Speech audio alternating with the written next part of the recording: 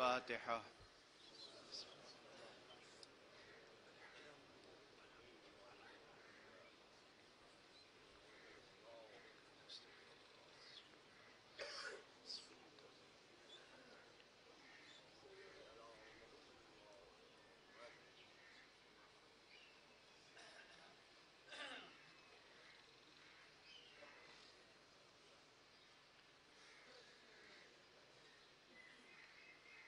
أعوذ بالله من الشيطان الرجيم.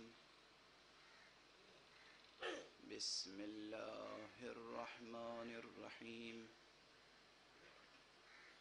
الحمد لله رب العالمين،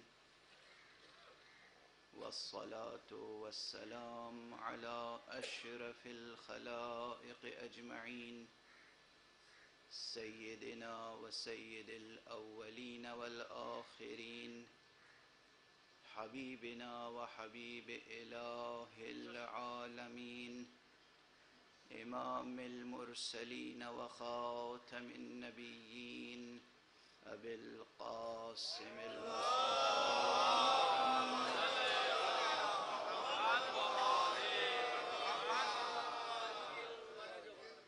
وعلى أهل بيته الطيبين الطاهرين الهداة المهديين المعصومين المظلومين، واللعنة الدائمة على أعداء الدين أجمعين.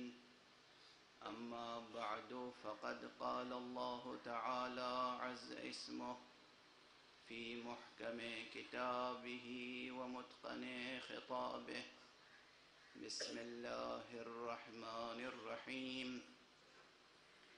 الله لا إله إلا هو الحي القيوم، لا تأخذه سنة ولا نوم، له ما في السماوات وما في الأرض. صدق الله العلي العظيم.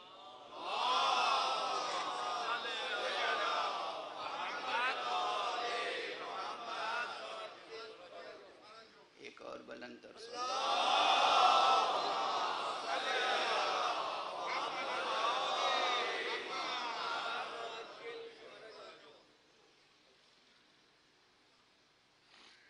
دربار حسینی کے دروازے کھل گئے.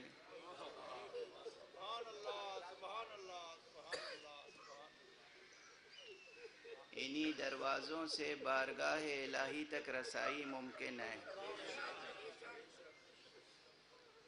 اس کے علاوہ اور کوئی در اور کوئی راہ سیدھی اس تک جاتی نہیں ہے.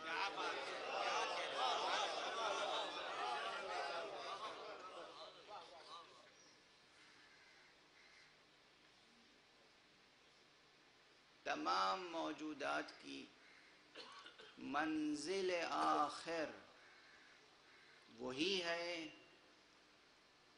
جو ان کی منزل اول ہے. معاد مبدأ ہی تک ہے، جہاں سے سفر شروع ہوا ہے وہیں سفر تمام ہونا ہے. منزل ایک ہے، مصدر ایک ہے، مبدأ ایک ہے، منبع ایک ہے، اور مرجع بھی ایک ہے. معاد بھی ایک ہے، مأویٰ بھی ایک ہے، ملجا بھی ایک ہے. مگر اس ایک سے ایک تک کا سفر انیک کیوں ہو گیا؟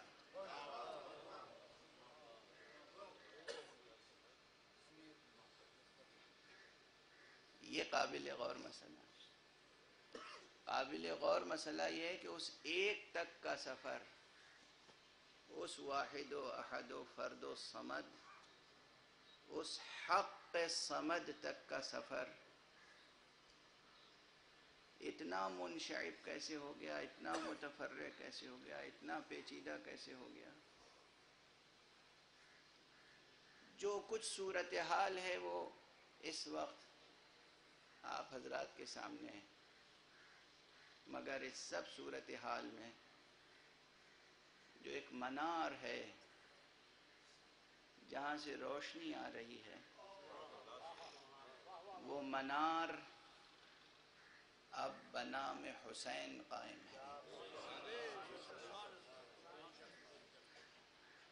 بہت سے حضرات یہ مطالب سمجھ نہیں پاتے۔ سمجھ نہ پانا اور بات ہے، سمجھنے کی کوشش ہی نہ کرنا یہ اور بات ہے۔ اگر کوئی سمجھنے کی کوشش ہی نہیں کرتا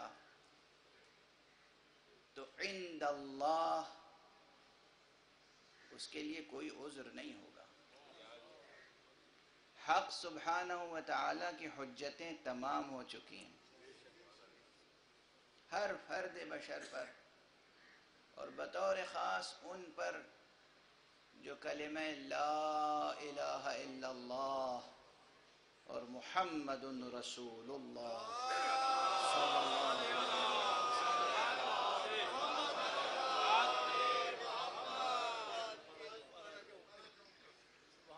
جو یہ کلمہ کہنے والے ہیں، ان پر حجت تمام ہو چکی ہے۔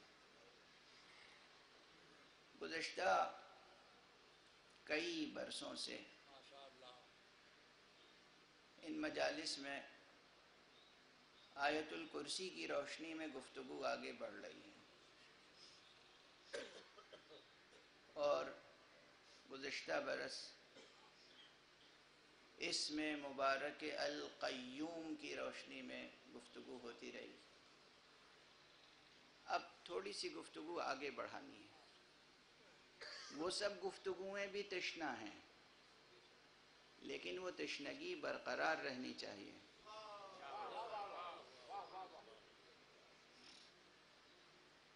تشنگی اگر سچی ہو تو ادھر سے فیض الہی کی سبیلیں جاری ہو جاتی ہیں۔ تشنگی، جستجو، طلب، تڑپ وہ سچی ہونی چاہیے، وہ اصلی ہونی چاہیے۔ ادھر سے فیض مسلسل جاری ہے۔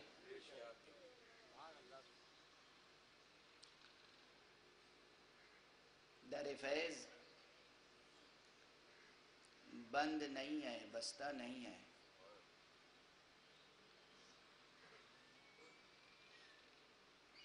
اور نہ صرف یہ کہ بستہ نہیں ہے، بلکہ گم گشتہ بھی نہیں ہے۔ معلوم ہے، جو میں نے عرض کیا کہ حجتیں تمام ہو چکی ہیں، جو بھی روئے زمین پر اس وقت اشہد ان لا الہ الا اللہ واشہد ان محمد رسول اللہ صلی اللہ علیہ وآلہ وسلم کہنے والے ہیں، ان سب سے پوچھئے کہ کیا قرآن مجید میں یہ آیت ہے یا نہیں ہے، ما آتاکم الرسول فخذوہ، جو رسول تمہیں دے وہ لے لو، اسے مضبوطی سے پکڑ لو، فخذوہ، ہے یہ آیت؟ اور کیا رسول نے فرمایا ہے کہ حسین منی وانا من حسین؟ فرمایا ہے یا نہیں فرمایا؟ اب اگر کوئی حسین کا دامن پکڑ لے تو حکم رسول کی پابندی کر رہا ہے، اتباع کر رہا ہے، پیروی کر رہا ہے، رسول کی بھی اور قرآن کی بھی۔ وہ شخص قابل ملامت کیسے ہو سکتا ہے جو حسین کا دامن پکڑ لے؟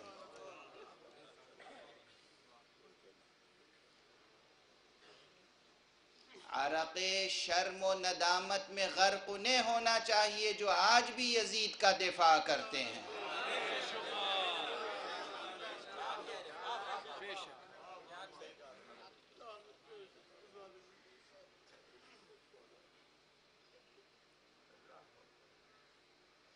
دوسروں کی، دوسرے افراد، دوسری شخصیتوں کے بارے میں جو کچھ بھی حضور صلی اللہ علیہ وآلہ وسلم نے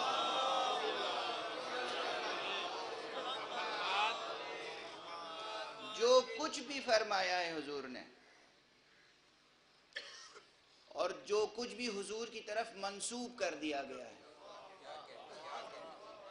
کچھ فرمایا ہے اور بہت کچھ نہیں فرمایا مگر منسوب کر دیا گیا. میں کہتا ہوں وہ سب جو کچھ حضور نے کسی کے لیے بھی کہا ہو اور جو کچھ حضور کی طرف منسوب کر دیا گیا ہو، وہ سب لے آئیے، اس ایک جملے کے برابر نہیں ٹھہرے گا.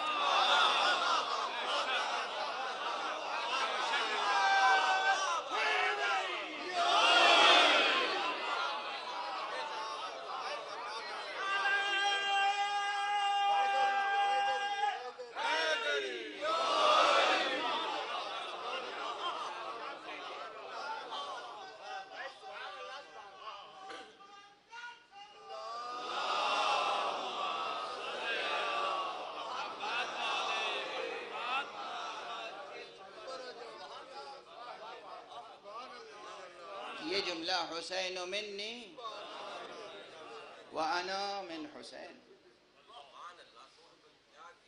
اور میں چیلنج کر رہا ہوں، تحدی ہے، چیلنج ہے، قرۂ ارض پر جتنے بھی کلمہ گو ہیں، کوئی ایک بھی منکر نہیں ہو سکتا کہ یعنی حضور نے یہ نہیں کہا، یہ حدیث ضعیف ہے، تواتر کے درجے تک پہنچی، متواتر ہے. یا وہ دوسرا فقرہ، مسلمان ہوش کے ناخن تو لے، مسلمان جنت کا حریص مسلمان،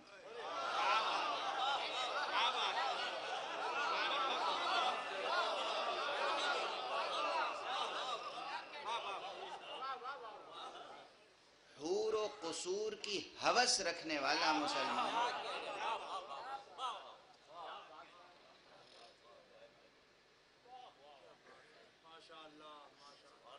ان لوگوں کے وعدہ جنت پر جن کی جنت کی ضمانت خود نہیں آئے،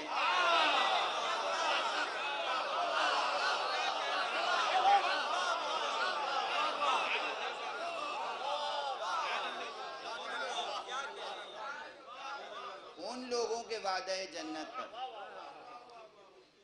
جن کی جنت کی ضمانت خود نہیں آئے، جان دینے والا مسلمان، سب میں شامل، میں اپنے کو بھی شامل کر رہا ہوں.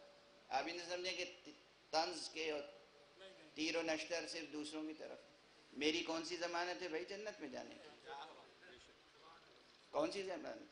کون سی آیت ہے، کون سی روایت ہے، کون سی حدیث ہے جو میرے بارے میں؟ اور جتنے میرے معاصرین ہیں، کوئی مدرسے میں بیٹھا ہے، کوئی مسجد میں بیٹھا ہے، کوئی خانقاہ میں بیٹھا ہے، کوئی سہجادے پہ بیٹھا ہے، کوئی چہار جادے پہ بیٹھا ہے، کوئی محراب میں بیٹھا ہے، کوئی ممبر پہ بیٹھا ہے، جہاں جہاں بیٹھا ہے وعظ کر رہے ہیں، نصیحتیں کر رہے ہیں، ارشاد کر رہے ہیں، تقریریں کر رہے ہیں، لوگوں کو جنت کے وعدے لوگوں سے کر رہے ہیں، اور جوانوں کو مقتل میں بھیج رہے ہیں. ہم سب کی کیا ضمانت ہے اور ہمارے کیے ہوئے وعدے کی کیا ضمانت ہے؟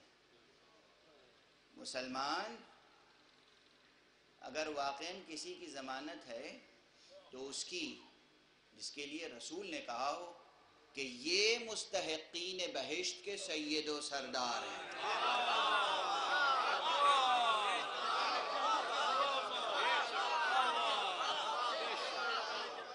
الحسن والحسین سیدا شباب اہل الجنہ، حسن اور حسین جوانان جنت کے سید و سردار ہیں.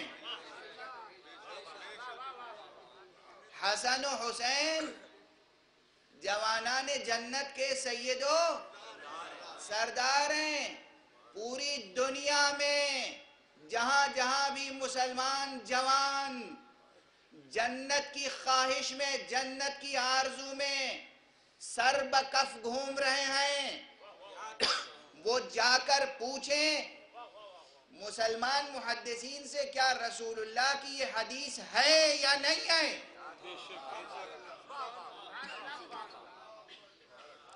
کیا ضعیف حدیث ہے،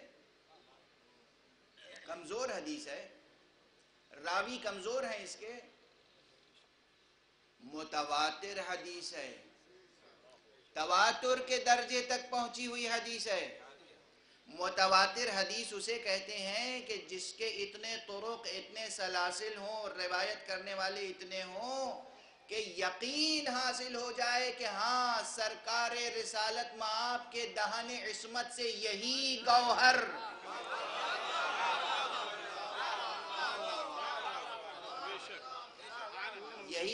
صادر ہوئے ہیں، یہی الفاظ ادا ہوئے ہیں زبان عصمت سے. ہر محدث کو یقین ہے کہ رسول اللہ صلی اللہ علیہ وآلہ وسلم نے فرمایا. چیلنج ہے، تحدی ہے.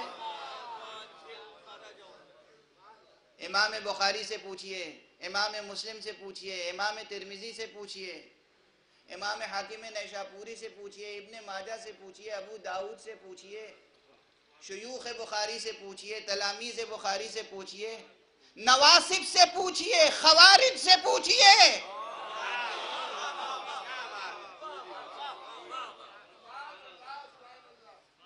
پوچھئے نواسب سے، پوچھئے خوارج سے، رسول نے یہ کہا ہے یا نہیں کہا ہے.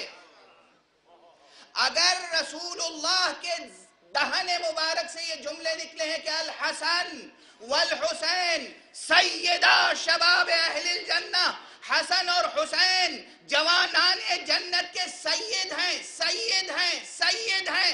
لفظ مولا کے دو معنی ہیں، لفظ سید کے دو معنی نہیں ہیں.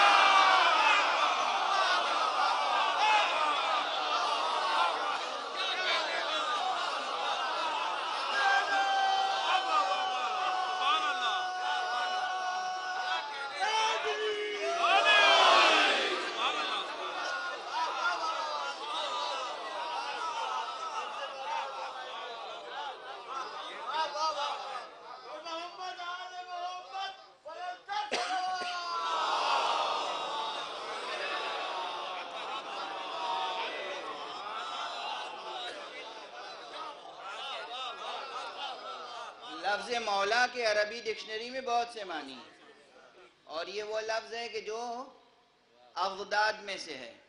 عربی زبان میں ایک عجیب و غریب یہ لنگوسٹک فینومینن ہے، یہ ایک لسانی مظہر ہے عجیب و غریب کہ ایک ہی لفظ کے بالکل متضاد معنی ہوتے ہیں. جان بالکل سفید کو بھی کہتے ہیں اور بالکل سیاہ کو بھی کہتے ہیں.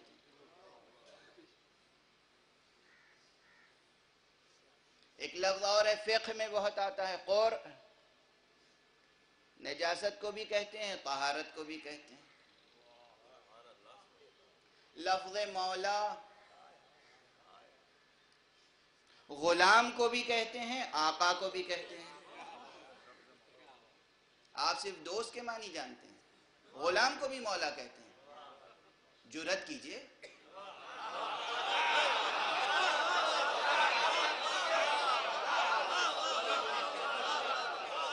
ہمت کیجئے، حوصلہ کیجئے. ڈکشنری میں، عربی کی ہر ڈکشنری میں، عربی کی ہر ڈکشنری میں مولا کے معنی غلام، خادم غلام، زر خرید غلام، مولا. آقا وہ بھی مولا، غلام وہ بھی مولا. تو وہاں تو دو معنی ہیں. سید کے معنی کہیں ایک سے زیادہ نہیں. سید یعنی آقا، سید یعنی آقا، سردار، سید، آقا. جنت کی بشارتیں رکھنا اور ہیں، جنت کی سیادت رکھنا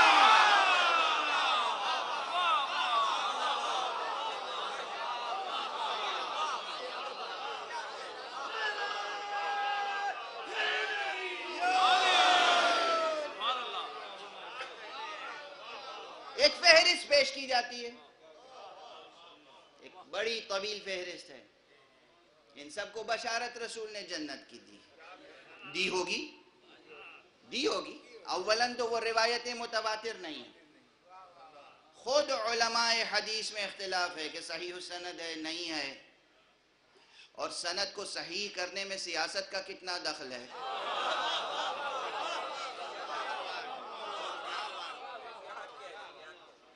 علم حدیث کی ایک مصیبت یہ ہے، ایک ابتلا یہ ہے علوم اسلامیہ کی اور بطور خاص علم حدیث کی اور تاریخ اسلام کی، کہ اس میں سیاست بہت دخیل رہی۔ سیاست نے ضعیف کو قوی اور قوی کو ضعیف بنایا، مگر خدا کی قسم، قرآن کی قسم، تاریخ کی قسم، حدیث کی قسم، یہ وہ حدیثیں ہیں جنہیں پوری سیاست مل کے بھی ضعیف نہ بنا سکی۔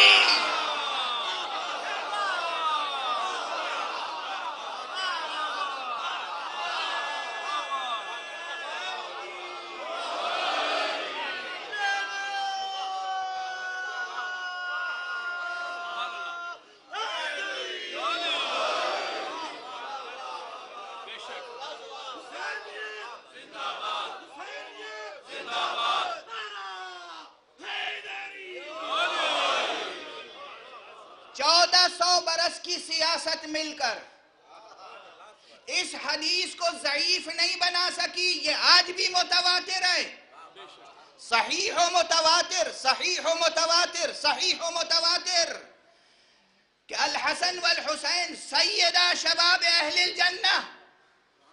بس ہمیں یہ یقین دلا دیا نا آپ نے کہ رسول نے کہا تھا، اب آپ کا کام ختم ہو گیا۔ اب حسین و حسن کے مقابلے پہ جو بھی آئے ہمارا اس سے کوئی تعلق نہیں ہوگا۔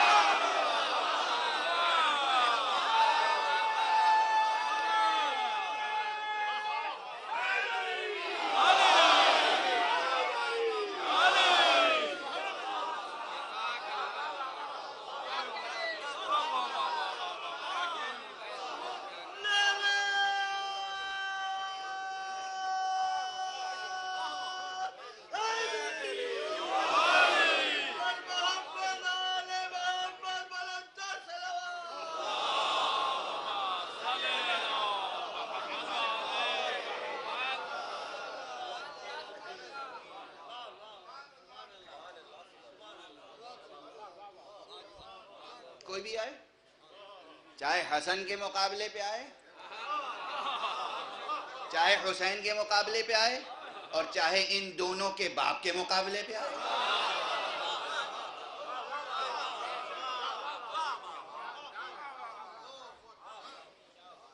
چونکہ خود حدیث میں الحسن والحسین سیدہ شباب اہل الجنہ، سیدہ، یہ دونوں اہل جنت کے سردار ہیں، سید ہیں، آقا ہیں، وَأَبُوهُمَا خَيْرٌ مِّنْهُمَا، اور ان کے والد ان سے بہتر ہیں، ان سے برتر ہیں۔ جب بیٹے کے مقابلے پہ کوئی نہیں آ سکتا تو باپ کے مقابلے پہ آنے کی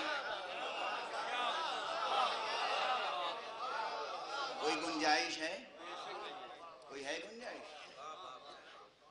قرآن نے کہا مَا آتَاكُمُ الرَّسُولُ فَخُذُوهُ، جو رسول دیں، رسول نے کیا دیا؟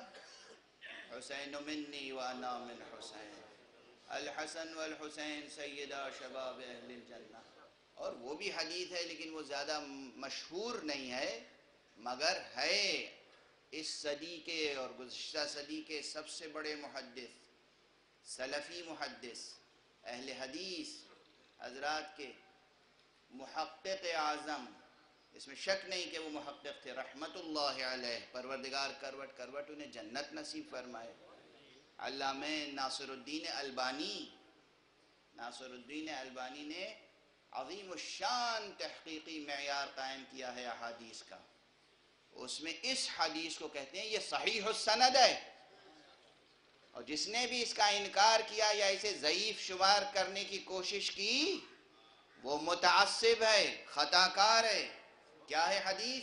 علی منی وانا منہ، علی مجھ سے ہے، میں علی سے ہوں، وعلی ولی المؤمنین من بعدی، اور علی تمام مومنین کا ولی ہے میرے بعد۔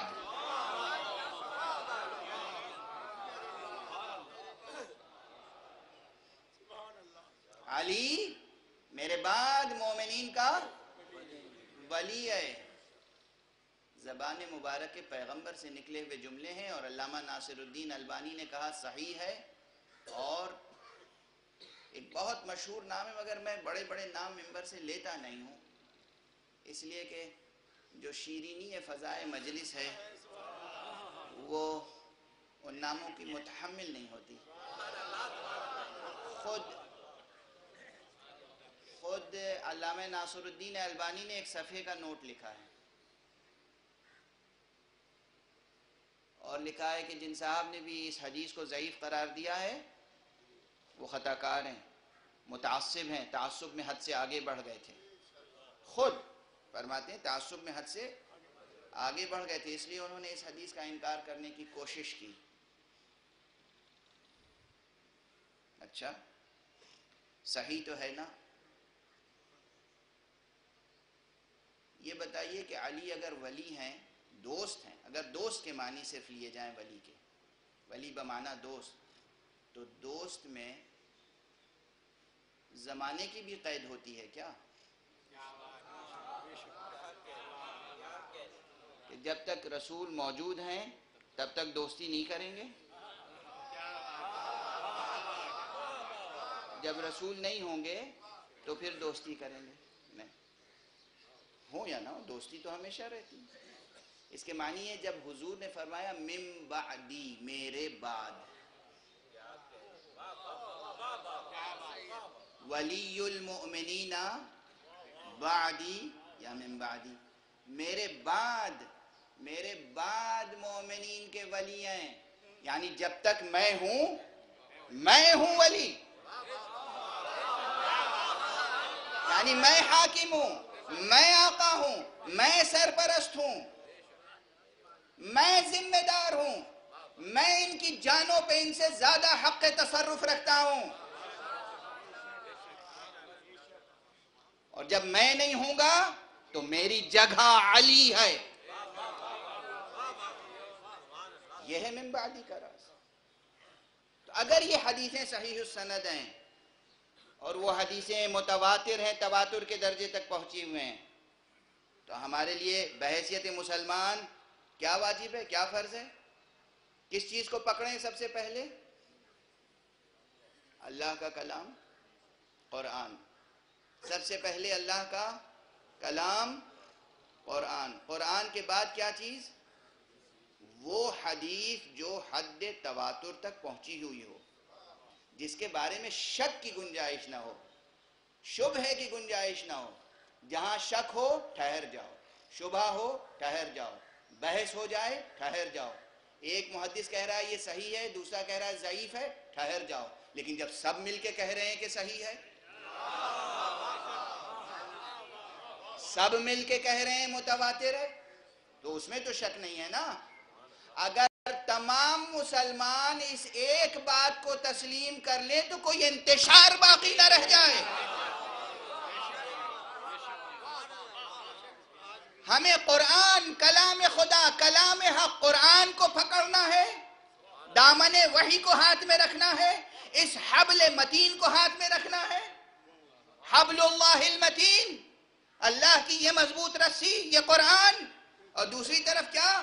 رسول اللہ صلی اللہ علیہ وآلہ وسلم کی ذات گرامی اور آپ کی وہ سنت، وہ سیرت، وہ حدیث جو متواتر ہے، تواتر کے درجے پہ پہنچی ہوئی ہے، یعنی یقین ہے کہ یہ کہا۔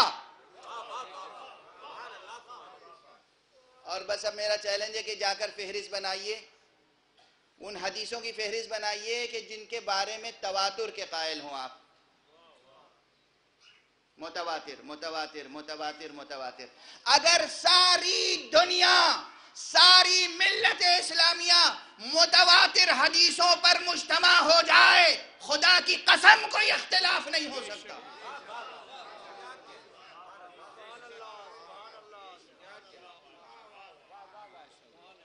ممکن نہیں کہ اختلاف ہو جائے۔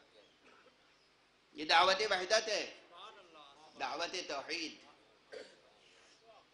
چونکہ حضور نے ہمارے سپرد کیا ہے حسین کو اور ہمیں سپرد کیا ہے حسین کے،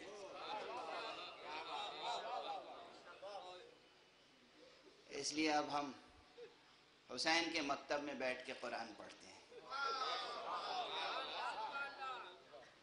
ہم پوچھتے ہیں، حسین سے پوچھتے ہیں توحید کے معنی کیا ہیں، نبوت کے معنی کیا ہیں، معاد کی حقیقت کیا ہے، صراط مستقیم کی حقیقت کیا ہے، صمد کے معنی کیا ہیں، حق کے معنی کیا ہیں، سب حسین سے پوچھتے ہیں۔ بارہا آپ نے میری زبان سے یہ شعر سنا ہوگا، لیکن شعر اتنا شیریں ہے کہ پھر پڑھنے کا جی چاہتا ہے۔ خدا اس شاعر کو جزائے خیر عطا فرمائے۔ جناب افسر نواب لکھنوی صاحب مرحوم کا شعر ہے کہ ہر ایک ذہن میں ہے کچھ نہ کچھ تصور حق، ہر ایک ذہن میں ہے کچھ نہ کچھ تصور حق، ہم اس تصور حق کو حسین کہتے ہیں۔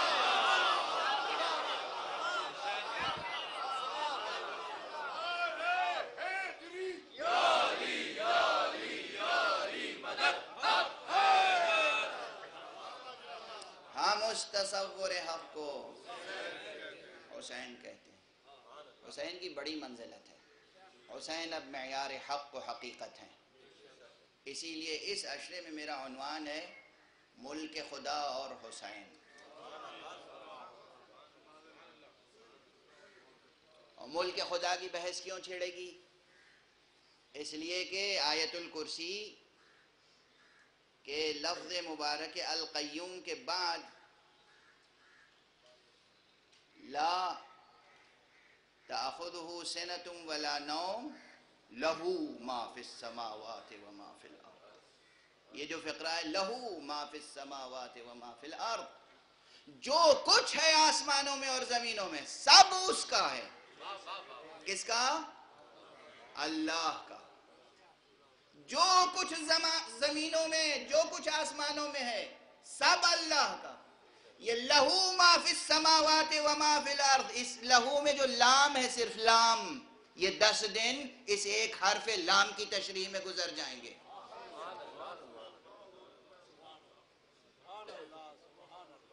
جو کچھ ہے سب اللہ کا ہے۔ لام، اس ایک لام میں کتنے معنی پوشیدہ ہیں؟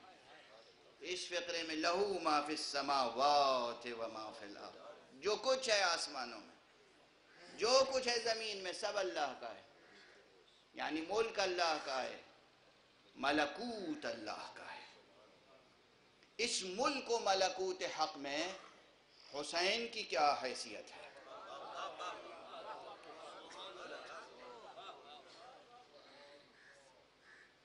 یہ موضوع ہے۔ حسین کے حوالے سے ان کے مکتب میں بیٹھ کر ہم ملک حق کا مطالعہ کریں گے، لیکن اس سے پہلے ذرا سا ایک بحث اور ہے جو بہت اہم بحث ہے، بجائے خود بہت اہم بحث ہے، اور وہ خود 10-20 تقریروں کی مستحق ہے، لیکن 1-2 دن میں اس کو سمیٹنے کی کوشش کروں گا۔ اللہ لا الہ الا هو الحی القیوم لا تأخذہ سنۃ ولا نوم۔ وہ ذات وہ ہے کہ جو نہ اونگتی ہے نہ سوتی ہے۔ اللہ نہ اونگتا ہے نہ سوتا ہے۔ لا تأخذہ سنۃ ولا نوم، تأخذ فعل ہے اور سنۃ اس کے لیے فاعل۔ لا تأخذہ، اللہ کے اوپر نیند یا اونگ غالب نہیں آ سکتی۔ ایک یہ ہے کہ وہ خود اونگتا ہے، ایک یہ کہ اونگ اس پر طاری نہیں ہو سکتی۔ کیا تنزیہ کا مقام ہے. یہاں جو لا سے بحث شروع ہوئی ہے، یہاں سے ایک باب کھل جاتا ہے عظیم الشان صفات سلبیہ کے مطالعے کے لیے. اللہ سبحانہ و تعالیٰ کی ذات پاک میں کچھ صفتیں پائی جاتی ہیں. جو صفتیں پائی جاتی ہیں وہ کہلاتی ہیں صفات ثبوتیہ. انہی صفات کو کہتے ہیں صفات جمالیہ. صفات جمالیہ بھی کہتے ہیں صفات ثبوتیہ بھی، جو صفتیں حق سبحانہ و تعالیٰ کی ذات میں پائی جاتی ہیں. جو صفتیں نہیں پائی جاتی انہیں کہتے ہیں صفات سلبیہ یا صفات جلالیہ. انہیں صفات جلالیہ بھی کہتے ہیں. اب دیکھیں یہاں پر ایک تعلیمی نقطہ نظر سے ایک اہم مقدمہ ہے. یہ عرض کر دوں، جتنے بھی علوم اسلامیہ ہیں اس وقت، افسوس یہ ہے کہ ان علوم اسلامیہ میں بشری عقل کا دخل زیادہ ہو گیا ہے اور وحی کی تجلیات کا عنصر کم ہو گیا ہے. قرآن سے اقتباس کم کیا گیا اور اپنے افادات کو علوم میں زیادہ اہمیت دی گئی. بہت بڑی بحث ہے جو عرض کر رہا ہوں. تمام علوم اسلامیہ میں ہم نے قرآن مجید سے اقتباس کم کیا، کہیں کہیں تو بالکل نہیں کیا، سنت متواترہ سے بھی نہیں کیا. میں ایسے مقامات سے گزرا ہوں اور آپ کو اپنے ساتھ لے کر گزروں گا کہ آپ حیرت کریں گے. تاریخ اسلامی اس طرح لکھی گئی جس کا کوئی قرآن سے تعلق نہیں ہے.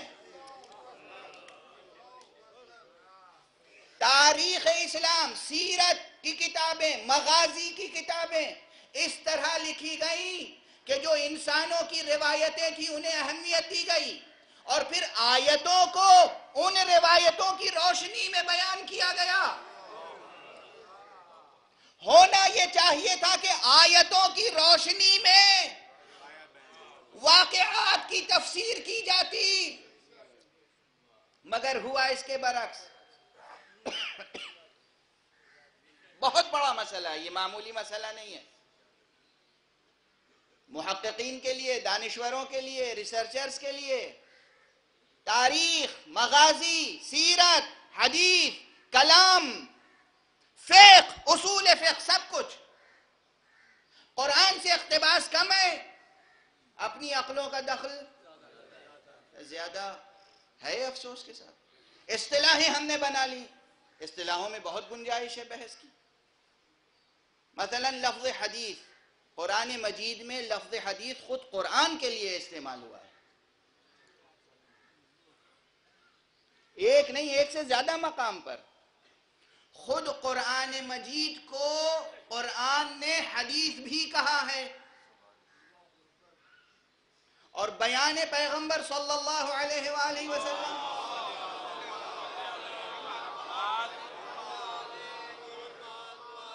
وہ بیان ہے. بیان پیغمبر بیان ہے، بیان قرآن بزبان پیغمبر. مگر خیر ایک اصطلاح اب مستقر ہو گئی کہ ہم جب حدیث کہتے ہیں تو بیان پیغمبر مراد لیتے ہیں، جب قرآن کہتے ہیں تو قرآن. چلیے اس میں کوئی مشکل نہیں ہے، لیکن اصطلاحی مباحث کی گنجائش اب بھی ہے، ایسا نہیں کہ نہیں ہے. ایک طبقے کو ہم نے ایک مخصوص نام دیا، انسانوں کے ایک طبقے کو ایک مخصوص نام دیا. یہ مخصوص نام کیا قرآن مجید میں استعمال ہوا ہے؟ نہیں استعمال ہوا. جب قرآن مجید میں استعمال نہیں ہوا تو ہمیں کیا حق ہے استعمال کرنے کا؟ ایک خاص طبقے کو، ایک پورے طبقے کو، جتنے بھی حضور صلی اللہ علیہ وآلہ وسلم کے زمانے میں تھے، جنہوں نے بھی حضور کو دیکھا، حضور کے زمانے میں اعلان کیا اپنے اسلام کا. میں ایمان نہیں کہہ رہا ہوں، قرآن نے خود فرق قرار دیا ہے. کچھ وہ تھے جو اسلام لائے، کچھ وہ تھے جو ایمان لائے، اور قرآن نے رسول کو کہا ہے کہ یہ جو آ کے آپ کے سامنے کہتے ہیں کہ ہم ایمان لائے، آپ انہیں بتائیے کہ نہیں، تم ایمان نہیں لائے، تم صرف اسلام لائے ہو.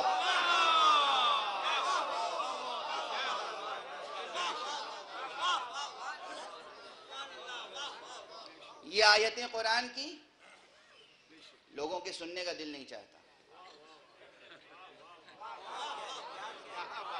ان آیتوں پہ غور ہی نہیں کرتے. یہ کیا کہا ہے؟ کون لوگ تھے آخر؟ حضور کے زمانے میں بہت سے لوگ تھے جو کلمہ پڑھ کے مسلمان ہو گئے. کسی نے اپنی جان بچائی، کسی نے اپنا مستقبل بچایا.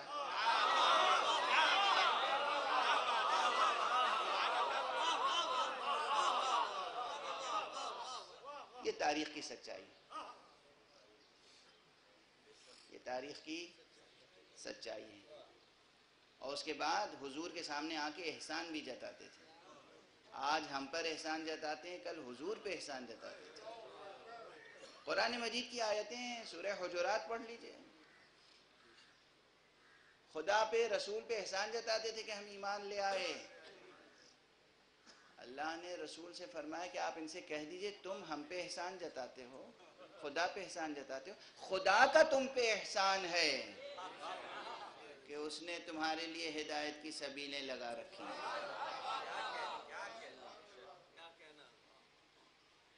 تو قرآن مجید کی روشنی میں تاریخ مرتب نہیں کی گئی. میں مثالیں دوں گا. قرآن مجید کی روشنی میں تاریخ مرتب نہیں کی گئی. قرآن مجید کی روشنی میں مغازی مرتب نہیں کیے گئے. قرآن مجید کی روشنی میں حدیث مرتب نہیں کی گئی، بلکہ ہم نے اپنی پسند سے، سیاسی دباؤ سے، اقتصادی اور سیاسی حالات کے تحت ایک نظام بنایا، اور پھر اس نظام کی روشنی میں کتابیں لکھی گئیں، اور ان کتابوں کی روشنی میں قرآن کو پڑھا گیا، اور آج تک پڑھا جا رہا. یہ ہے قرآن کی مظلومیت. کہاں ہے اہل قرآن؟ ہم سے بڑا کون اہل قرآن ہوگا؟ قرآن. میں قرآن مجید کی آیتوں کی طرف اشارات کروں گا اور پھر آپ کو حیرت ہوگی کہ ہاں قرآن یہ کہہ رہا ہے اور تاریخ یہ کہہ رہی ہے. مگر بس آج اشارات ہی پر اکتفا کروں گا. تو یہ ایک مقدمہ اہم ہے، علمی تحقیقی مقدمہ ذہن میں رکھیں.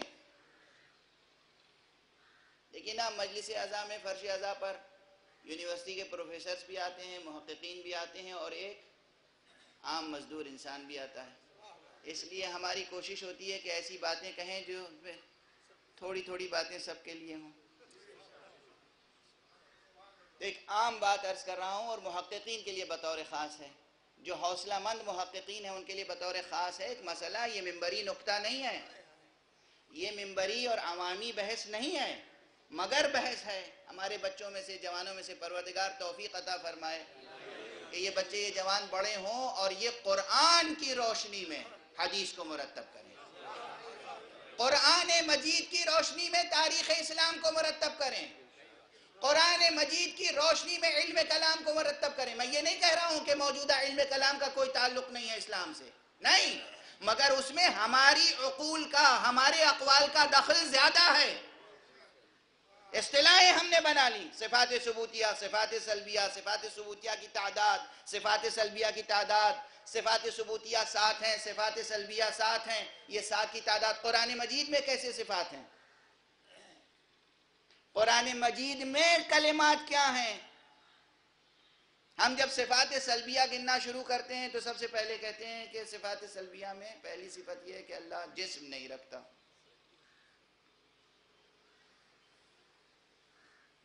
اللہ مکان نہیں رکھتا، اللہ محل نہیں رکھتا، اللہ حلول نہیں فرماتا، اللہ کسی کے ساتھ اتحاد نہیں کرتا، اللہ سبحانہ و تعالیٰ کی ذات پاک محل حوادث نہیں ہے. اس سب کے معنی کیا ہیں؟ معانی درست ہے، حق ہے، درست ہے، مگر قرآن مجید کی روشنی میں اس کو پھر مزید درست سے درست تر کرنے کی ضرورت ہے. اپنی زبان کو، اپنی اصطلاحات کو، اپنی ٹرمینالوجی کو، اپنی ڈیفینیشنز کو، اپنی تعریفات کو، اپنی تفریعات کو، اپنی بحثوں کو، سب کو قرآن سے قریب تر کرنے کی ضرورت ہے. جتنا ہم قرآن سے دور ہوں گے گمراہ ہوتے چلے جائیں گے، جس قدر ہم قرآن سے نزدیک ہوں گے صراط مستقیم سے نزدیک ہوتے چلے جائیں گے۔ اس لیے کہ قرآن جن کے پاس ہے ان سے جدا نہیں ہو سکتا، اور یہ وعدہ بھی ہم نے تھوڑی کیا ہے، ہمارا دعویٰ تھوڑی ہے، خدا کی قسم غور فرمائیے۔ یہ حدیث ثقلین، جو حدیث ثقلین امام مسلم نے صحیح مسلم میں بھی نقل فرمائی ہے۔ صحیح مسلم وہ مبارک کتاب ہے جس میں غدیر خم کا کلمہ بھی موجود ہے۔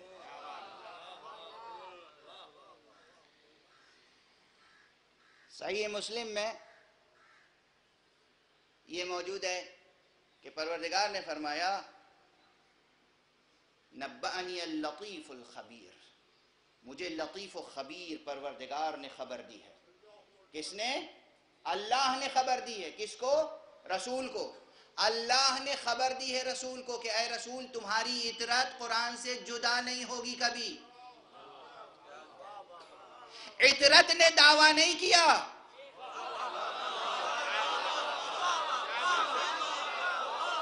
ہم دعویٰ نہیں کر رہے ہیں، اللہ خبر دے رہا ہے اے رسول، اے نبی، یہ جو ہم نے قرآن دی ہے اور یہ جو ہم نے کوثر عطا کیا ہے نسل تمہاری مبارک، یہ اطاعت، یہ اہل بیت، یہ قرآن سے جدا نہیں ہوں گے۔ جب قرآن کی سے جدا نہیں ہوں گے، یہ گواہی خدا دے محمد کو، تو کیا عصمت کے لیے کوئی اور دلیل چاہیے؟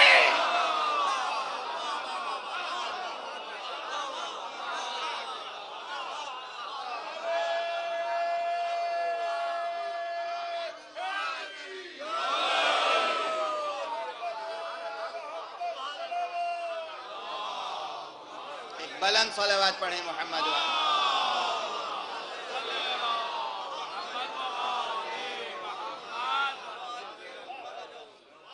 عصمت کے لیے بہت بحث ہوتی ہے۔ بہت سے لوگ تو ایسے بھی پیدا ہو گئے ہیں جو رسول اللہ کو بھی معصوم نہیں سمجھتے ہیں، مسلمان بھی ہیں،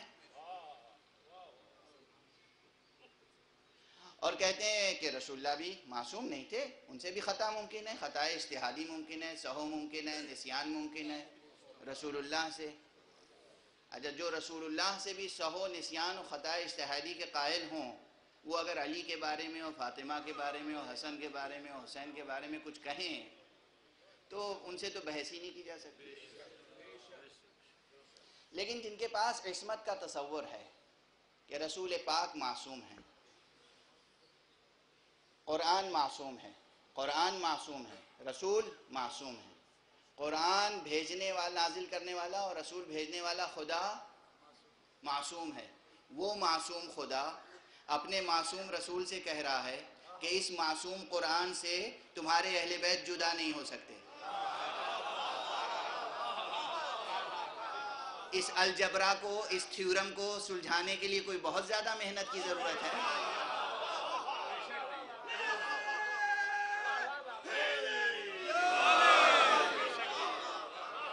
خدا معصوم،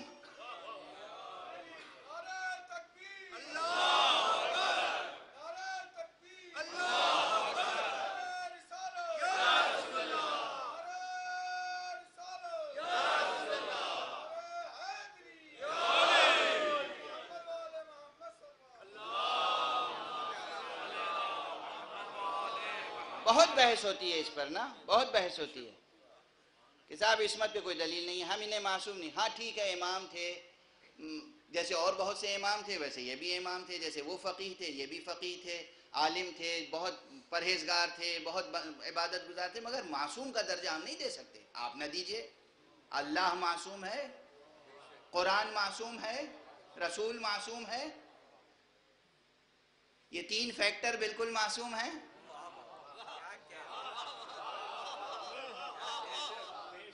وہ جو چھٹی ساتویں میں الجبرا پڑھایا جاتا ہے،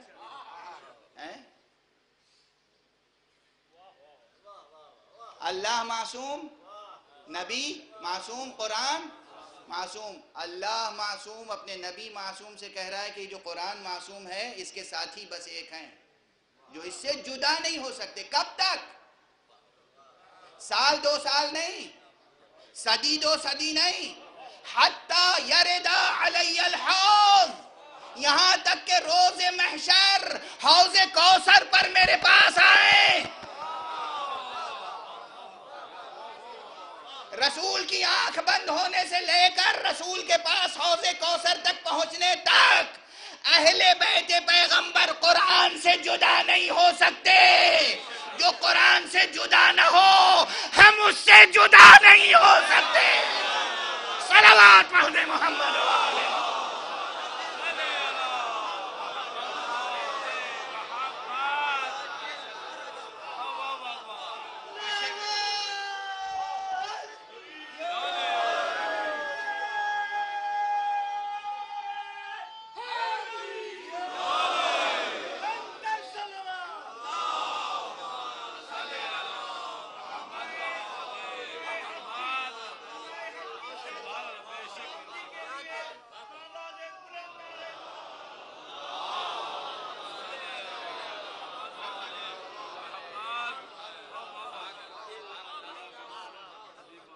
بھئی آج 21ویں صدی میں آج ایک مسلمان کی مشکل کیا ہے؟ کیا ہے مشکل؟ آج ہمارے سامنے جبرائیل علیہ السلام نہیں ہے، آج حضرت صلی اللہ علیہ وسلم نہیں ہے، آج جو کچھ ہے یہی کتابیں ہیں اور ان کتابوں کو پڑھنے پڑھانے والے علماء ہیں، اور تو کچھ نہیں ہے نا. ان علماء میں آپس میں خوب اختلاف ہے، خوب اختلاف ہے. اختلاف اتنا ہے کہ اختلاف ان سے شرمندہ ہے.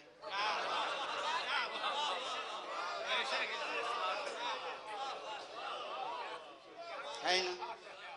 اب ایسے حالات میں ایک جوان مسلمان جو چاہتا ہے کہ پروردگار میں تو تیری بندگی کرنا چاہتا ہوں اور میں صراط مستقیم چاہتا ہوں، سیدھا راستہ جس میں کہیں کوئی کجی نہ ہو، جو تیری ذات پاک کی معرفت ہمیں عطا کرے، تیری بارگاہ تک پہنچائے، تیری رضا نصیب ہو اور تیرا انعام نصیب ہو، بہشت نصیب ہو، آتش جہنم سے ہمیں گلو خلاصی ہو. اس کے علاوہ ایک مسلمان کی کیا خواہش ہو سکتی ہے کہ جب تک ہم اس دنیا میں رہیں وہ کام کریں جو تیری پسند کا ہو، اور جب تیری بارگاہ میں پہنچیں تو تیرے انعام کے مستحق ٹھہریں، تیرے عتاب کے سزاوار نہ ٹھہریں. بس یہی ہے نا خلاصہ. اب اس میں سب سے کامن فیکٹر کون سا ہے؟ قرآن. اس کے بعد یہی اختلاف کو شرمندہ کرنے والے اختلاف میں مبتلا علماء، ان سب سے پوچھئے سب سے صحیح حدیث کون سی ہے؟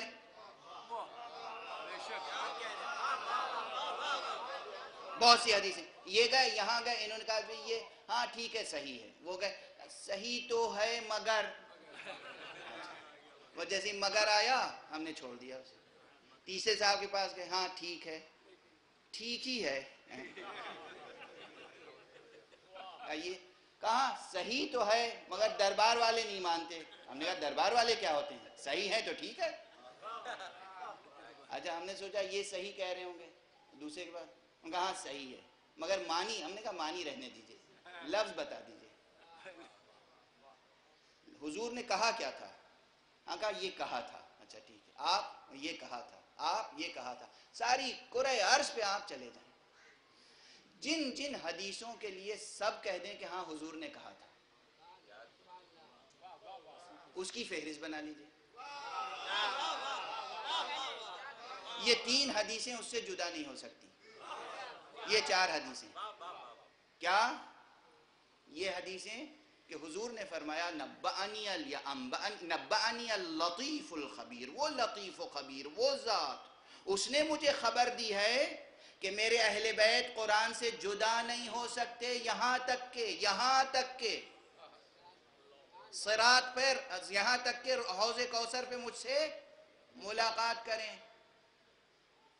اور صحیحین میں ایک روایت اور بھی ہے کہ حوض کوثر پر حضور ہوں گے اور کچھ لوگ آئیں گے اور کچھ فرشتے انہیں حضور سے دور کر رہے ہوں گے. صحیحین میں ہے. اور حضور کہیں گے انہیں کہاں لے جا رہے ہو؟ اصحابی اصحابی، یہ میرے اصحاب ہیں، یہ میرے اصحاب ہیں. فرشتے کہیں گے آپ کو نہیں معلوم آپ کے بعد انہوں نے کیا کیا. انہیں رسول سے دور کیا جائے گا. اللہ رسول سے کہہ رہا ہے. یہ صحیح مسلم شریف کی روایت ہے کہ اللہ لطیف و خبیر نے اپنے حبیب محمد مصطفیٰ صلی اللہ علیہ وآلہ وسلم کو خبر دیا ہے کہ تمہارے اہل بیت قرآن سے جدا نہیں ہو سکتے یہاں تک کہ حوض کوثر پر تم سے ملاقات کریں. تو ایک طرف وہ ہیں جو قرآن سے جدا نہیں ہو سکتے، رسول سے جدا نہیں ہو سکتے، اور ایک طرف وہ ہیں جو جدا ہو بھی سکتے ہیں نہیں بھی ہو سکتے، ہو بھی سکتے ہیں نہیں بھی ہو سکتے. تو کیوں نہ ہم ان کا دامن پکڑ لیں جن کے بارے میں اللہ نے اور رسول نے ضمانت دی ہے کہ یہ قرآن سے جدا نہیں ہو سکتے. اب اگر ہم توحید لیں تو کس سے؟ قرآن اور اہل بیت مصطفیٰ. نبوت مصطفیٰ کا کوئی مسئلہ ہو کس سے پوچھیں؟ قرآن، اہل بیت مصطفیٰ. عصمت کا مسئلہ ہو قرآن، اہل بیت مصطفیٰ. صفات ثبوتیہ قرآن، اہل بیت مصطفیٰ. صفات سلبیہ قرآن، اہل بیت. کیا صفتیں حق میں پائی جاتی ہیں، کیا صفتیں حق میں نہیں پائی جاتی؟ توحید کے بنیادی علمی حکیمانہ اور نظریاتی مسائل کیا ہیں اور توحید کے عملی تقاضے کیا ہیں؟ کون بتائے گا ہمیں؟ کون بتائے گا؟ وہی بتائے گا. بس ایک جملے میں طبیعتیں منقلب ہو جائیں گی. آج پہلی محرم ہے.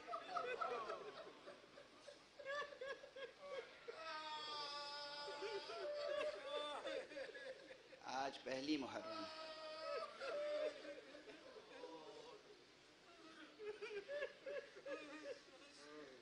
ہماری حدیث و روایات کی کتابوں میں ایک روایت ہے ریان ابن شبیب کی. ریان ابن شبیب بعض کتابوں میں ہے کہ وہ حاکم وقت المعتصم کے ماموں تھے، اور بعض میں ہے کہ وہ مأمون خلیفہ عباسی مأمون کے ماموں تھے. مگر یہ ریان ابن شبیب بجائے خود بہت صالح انسان تھے. یہ وابستہ تھے در فرزند رسول سے، امام رضا علیہ السلام سے.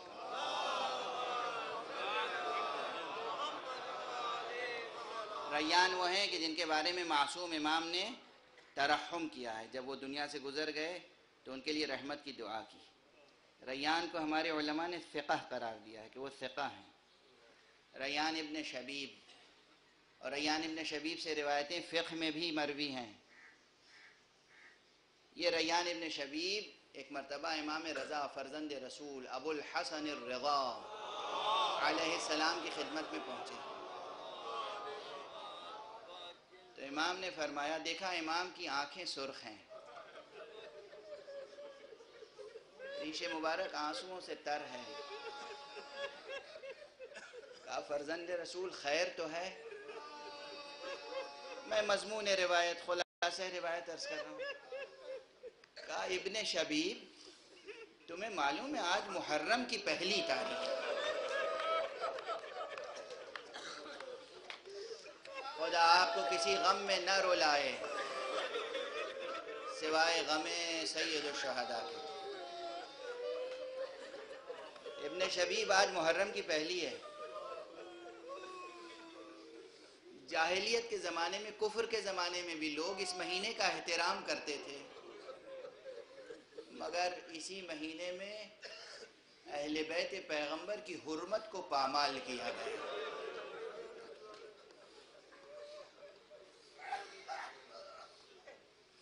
میں برابر یہ جملے کہتا ہوں.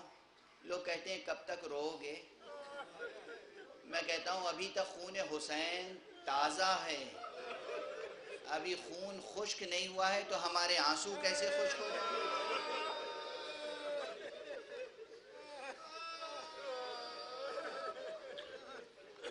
یہ جو صدائے یا حسین ہے، یہ جو صدائے نالہ ہے، یہ جو صدائے گریہ ہے، یہ بند نہیں ہوگی. یہ ادارہ عزاداری کا یہ اہتمام مشیت سے قائم ہے. یہ ادارہ کمزور نہیں ہو سکتا. ہماری جانیں نثار ہو جائیں. یہ فضائے مجلس ہمارے ذہنوں کی تطہیر کرتی ہے، قلبوں کی تطہیر کرتی ہے، نفوس کا تزکیہ کرتی ہے، یہ ہمیں توحید کا سبق پڑھاتی ہے، یہ ہمیں توحید پہ مر مٹنے کا سلیقہ سکھاتی ہے۔ توحید، وہ جملہ جو میں عرض کر رہا تھا وہ یہ تھا کہ ایک جملے میں آپ کی طبیعتیں منقلب ہوں گی، اب تو منقلب ہیں، میں دیکھ رہا ہوں، آنکھوں میں آنسو ہیں اور آوازیں بلند ہیں۔ صفات ثبوتیہ، صفات سلبیہ، یہ بحثیں بھی ہمیں وہ سمجھائیں گے جن کے لیے علامہ اقبال نے بھی کہا ہے کہ نقش الا اللہ بر صحرا نوشت، سطر عنوان نجات ماں نوشت۔ وہ امام جس کے خون پاک نے صحرا پر، دامن صحرا پہ بھی نقش کلمہ طیبہ لکھا ہے، نقش لا الہ الا اللہ،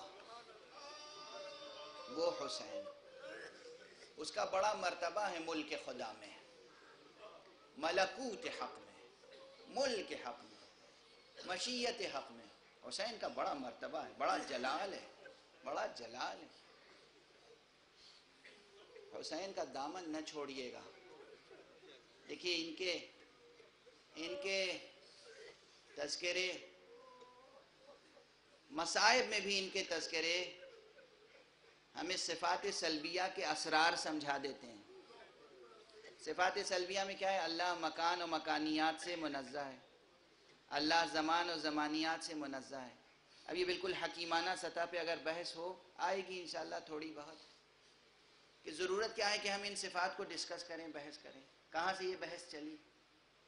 لیکن اس وقت صرف اتنا عرض کروں کہ ایک وہ قوت، ایک وہ طاقت جو قیوم ہو، جو قائم بالذات ہو اور پوری کائنات اس ذات پر قائم ہو، ذات حق ہے، یہ بحث سال گزشتہ ہو چکی۔ یہ قیوم ذات، اس کے احکام کے نافذ ہونے کے لیے کوئی رکاوٹ نہیں ہونی چاہیے۔ ذات حق جو چاہے ہو جائے، کن فیکون۔ اس کن فیکون میں جو چیزیں رکاوٹ بنتی ہیں وہ کیا ہو سکتی ہیں؟ آپ ہیں، آپ بہت مقتدر ہیں، صاحب اقتدار ہیں، مگر جس وقت آپ اپنے گھر میں ہیں، گھر کے باہر اور گھر کے اندر آپ کا حکم کسی واسطے ہی سے چلے گا، بے واسطہ نہیں چل سکتا۔ یہ در و دیوار بھی بیچ میں حائل ہوتے ہیں، یہ مکان و مکان کے تقاضے، یہ در و دیوار، یہ حائل ہے، حجاب ہے۔ کوئی شخص ملک کا سربراہ ہے، صدر مملکت ہے یا وزیر اعظم ہے، اور جس وقت وہ اپنے دفتر میں بیٹھا ہے، جس وقت تک حالات سازگار ہیں اس کا حکم پورے ملک پہ چل رہا ہے، اور جہاں حالات خدا نخواستہ بگڑ گئے تو وہ اپنے دفتر میں پھر جہاں حاکم تھا اسی کرسی پر محکوم ہی نہیں بلکہ زندانی ہو جاتا ہے۔ گھر ہی انسان کا انسان کے لیے زندان بن جاتا ہے۔ اس کا حکم اب نہیں، دیوار کے باہر نہیں چل رہا ہے، دیوار کے اندر بھی نہیں چل رہا ہے۔ یہ کیا ہے؟ یہ رکاوٹیں کون سی ہیں؟ حکم نافذ ہونے میں رکاوٹیں آ رہی ہیں۔ توجہ ہے؟ وہ جو قوت تھی وہ قوت اب نافذ نہیں ہو رہی ہے۔ دیکھیے فضائل سے مصائب تک گفتگو مربوط و مسلسل ہونی چاہیے، مطالب لے کے اٹھیں ذہن میں۔ حق سبحانہ و تعالی قیوم ہے، اس کا حکم ہر شے پہ نافذ ہونا چاہیے۔ یہ مشاہدہ ہم کیسے کریں گے؟ زمان و مکان بیچ میں حائل ہوتے ہیں، زمان و مکان حائل ہوتے ہیں۔ سامنے اگر خاک پڑی ہوئی ہو تو یہ مٹھی میں اٹھا سکتے ہیں آپ، اور اگر ہزاروں میل کا فاصلہ ہو یا سینکڑوں میل کا فاصلہ ہو تو اب یہ قوت، اس ہاتھ میں خاک اٹھانے کی قوت تو ہے مگر دور سے نہیں اٹھا سکتی، قریب سے اٹھا سکتی ہے۔ لیکن جو اللہ کی طرف سے حجت ہو،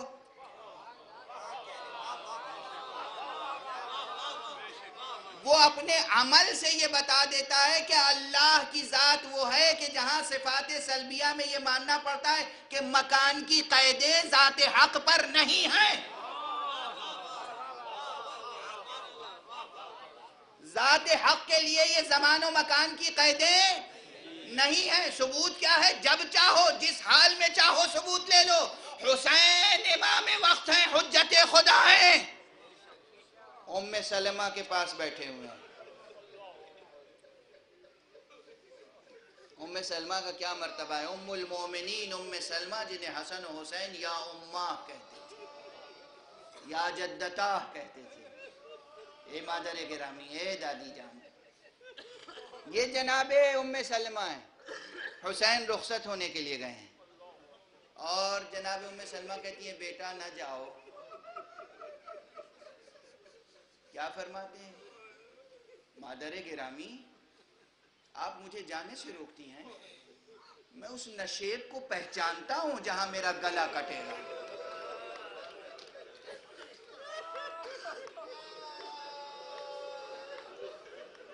میں اس نشیب کو پہچانتا ہوں. زمان و مکان کی قیدیں ٹوٹ رہی ہیں نا. امام نے خدا کی دی ہوئی طاقت سے تصرف کیا مادہ کائنات میں. زمینیں پست ہوئیں، زمین کربلا بلند ہوئی، ہاتھ بڑھایا، ایک مٹھی خاک لی اور بی بی ام سلمہ کو دی. کہا یہ خاک اس خاک کے ساتھ ملا کے رکھ لیجئے جو میرے نانا رسول اللہ آپ کو دے گئے. اسی شیشی میں یہ خاک رکھ لیجئے. جب یہ خاک خون ہو جائے تو سمجھ لیجئے گا حسین قتل ہو گیا. اجرکم علی اللہ. دیکھیے مصائب کی روایتیں میں پڑھیے تو دیکھیے اس میں علمی مطالب کیا ہیں. یہ ہمارے موازین علمیہ پر بھی پورے اترتے ہیں. بات صفات سلبیہ کی ہے نا. اللہ مکان و مکانیات سے منزہ ہے. اللہ منزہ ہے. اللہ اپنی اس صفت کو ظاہر کرنا چاہتا ہے تو کیسے ظاہر کرتا ہے؟ نبیوں کے ذریعے، اماموں کے ذریعے، ولیوں کے ذریعے. حسین کے ذریعے سے یہ صفت حق بصورت اعجاز ظاہر ہو رہی ہے کہ زمان و مکان کچھ نہیں ہے حسین کے سامنے. مدینہ و کربلا ایک ہے مگر یہ کہ اس کی مشیت کے تقاضوں کے پابند ہیں. ابراہیم اور اسماعیل کے لیے امتحان گاہ مقام منی ہے مگر حسین کے لیے قربان گاہ کربلا. اس لیے حسین کو مدینے سے جانا ہے، مکے سے گزرنا ہے اور وقوف عرفات و منی سے پہلے ہی مکے کو چھوڑ دینا ہے تاکہ کربلا آباد کر سکیں. بس پہلی محرم میں گفتگو تمام کر رہا ہوں. حسین چلے ہیں سب سے رخصت ہو کر. جناب بی بی ام سلمہ سے رخصت ہوئے، تمام بنی ہاشم سے رخصت ہوئے.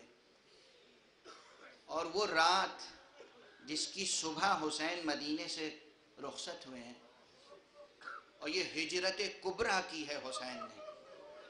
یہ ہجرت عظمیٰ، یہ ہجرت کبریٰ حق کی طرف جو تکملہ ہجرت مصطفیٰ ہے. وہ رات بڑی بے چینی سے گزری. شب بھر بیدار رہے اور ایک شب میں 3 مرتبہ قبر پیغمبر پہ گئے. شب بھر میں 3 مرتبہ قبر پیغمبر پہ گئے. اور جب وقت سحر گئے تو تعویذ قبر پر رخسار رکھ کر نانا سے گویا مناجات کر رہے ہیں، گریہ و مناجات کر رہے ہیں. اس کیفیت میں امام حسین نے دیکھا کہ نانا برآمد ہوئے ہیں. حسین کو سینے سے لگایا ہے اور کہہ رہے ہیں بیٹا جاؤ کربلا جاؤ. بیٹا جانا ہے تمہیں. تکمیل مقام خاتمیت ہے اس میں پوشیدہ. جاؤ بیٹا کربلا. شاء اللہ ان یراک قتیلا. اللہ کی مشیت یہ ہے کہ وہ تمہیں ذبح ہوتا ہوا دیکھے. اور بیٹا تنہا نہ جانا، زینب کو ساتھ لے جانا، ام کلثوم کو ساتھ لے جانا، اہل حرم کو ساتھ لے جانا. یہ خبر حسین نے دی ہے. جب آ کے لوگوں نے روکا، بس ایک اہم جملہ ہے جو عرض کر رہا ہوں. گریا کریں مگر ذہن کو بیدار رکھیں. امام حسین کے موقف پر آج تک تختعا کرنے والے اور یہ کہنے والے کہ حسین نے خطائے اجتہادی کی تھی، غلطی کی تھی نکل کر، بہت سے اصحاب آ کر حسین کو روک رہے تھے. تتبع کریں، ایک ایک جملہ پڑھیں. چیلنج کر رہا ہوں، کسی نے بھی حسین کو یزید کے خلاف قیام سے نہیں روکا تھا، کربلا جانے سے روکا تھا. دو مضمون الگ الگ ہیں. توجہ ہے؟ یہ کسی نے نہیں کہا. عبداللہ ابن عمر، عبداللہ ابن عباس، عبداللہ ابن زبیر، محمد حنفیہ، جتنے بھی نام لے کر آئیں، چاہے بنی ہاشم کے ہوں یا غیر بنی ہاشم، کسی نے یہ نہیں کہا حسین کیا کر رہے ہو، یزید کے خلاف اٹھ رہے ہو. نہیں. کسی نے یہ نہیں کہا خلیفہ وقت کے خلاف نہ اٹھو. کسی نے یہ نہیں کہا کہ حاکم وقت کے خلاف خروج نہ کرو. کہا حسین عراق نہ جاؤ، عراق کے لوگ بے وفا ہوتے ہیں. موضوع الگ الگ ہے. توجہ ہے؟ توجہ ہے؟ تاریخ پڑھیے تو صحیح نتائج تک پہنچیے. حسین کے موقف کا تختیہ نہ کیجیے. ام سلمہ کو رسول نے کہا تھا میرا بیٹا حسین ذبح ہوگا کربلا میں، اس لیے ام سلمہ روک رہی تھی بیٹا کربلا نہ جاؤ. توجہ ہے؟ وہ ممتا ہے جو روک رہی ہے. یہ امام کا احساس فرض ہے جو جا رہا ہے. امام نکلے اور جب لوگوں نے روکا اور عبداللہ ابن عباس نے کہا فرزند رسول اب ہم اس سے آگے کچھ نہیں کہہ سکتے، آپ کا فیصلہ ہے، مگر جب جا رہے ہیں تو اہل حرم کو ساتھ نہ لے جائیں. یہ حدیث عبداللہ ابن عباس نے بھی ضرور سنی ہوگی، پوشیدہ نہیں ہوگی، کہ رسول نے فرمایا میرا یہ بیٹا کربلا میں شہید ہوگا، مگر باقی تفصیلات شاید ابن عباس کو معلوم نہیں تھی، اس لیے حسین کو بتانا پڑا ابن عباس نہیں، روکو نہیں اہل حرم کو. میرے نانا نے کہا ہے شاء اللہ ان یراہن سبایا، اللہ کی مرضی ہے کہ انہیں اپنی راہ میں اسیر دیکھے.